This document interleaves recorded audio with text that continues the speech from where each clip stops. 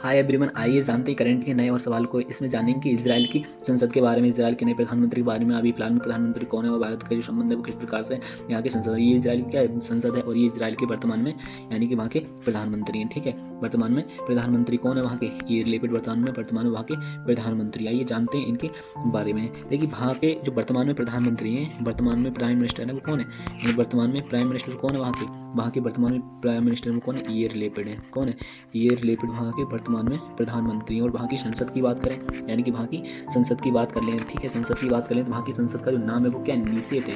क्या है, नीसेट है।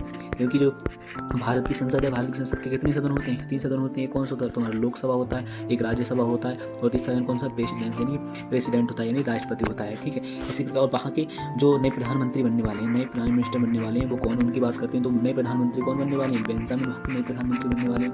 कौन बनने वाले हैं, बेंजामिन। क्योंकि बेंजामिन के साथ में भारत के क्या है, बहुत ही अच्छे संबंध है। कैसे संबंध है, बहुत ही अच्छे संबंध रहने वाले हैं।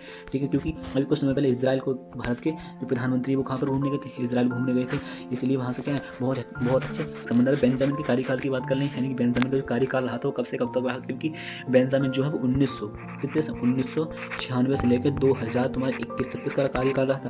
बेंजामिन का कार्यकाल रहा था। बट आपको बताया कि बेंजामिन बहुत ही एक सात्विक दिमाग वाला इंसान है। उसके बाद में इसने क्या किया था, 1 वर्ष के लिए अपना इस्तीफा दे दिया, 1 वर्ष के इस्तीफा दे दिया था। उसके बाद में अब क्या है, ये पुनः वहाँ का प्रधानमंत्री बनने जा रहा है और उन्होंने दोबारा वोटिंग की मान्यता प्राप्त की और वहाँ पे क्या हो रहे हैं, अब वोटिंग होने वाली है।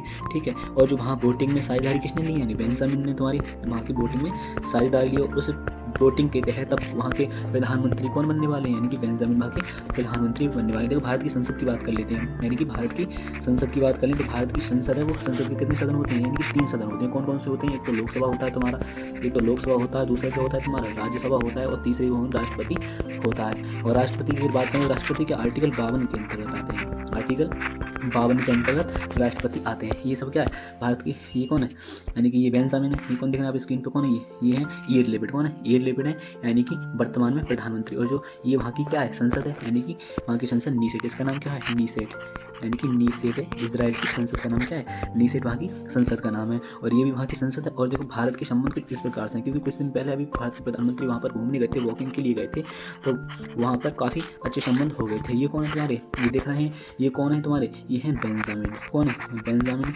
और ये हमारे भारत के प्रधानमंत्री नरेंद्र मोदी जी के बहुत ही अच्छे फ्रेंड्स हैं। क्या है, बहुत ही अच्छे वो फ्रेंड्स हैं।